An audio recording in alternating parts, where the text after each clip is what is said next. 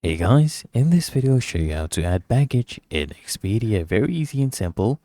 First you open the Expedia app or you go to expedia.com and then you sign in with your account details. And then you just go ahead and tap on the trip section at the bottom of the top menu. Select the flight you want to add baggage to. And then you just look for the manage booking or add baggage option. And this will show you if baggage can actually be added directly through Expedia or if you need to do it directly through the airline. Okay, then you just choose your baggage options, right? So you select the number of checked bags and you can review the fee if there's any and confirm your selection.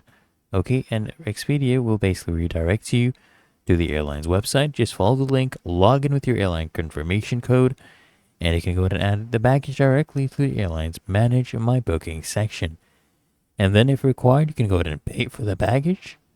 Okay, and you'll receive a confirmation email showing that the baggage has been added to your booking.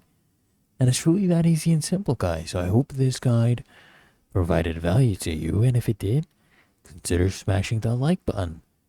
As well as subscribing to frequently asked questions, and I'll see you in the next one.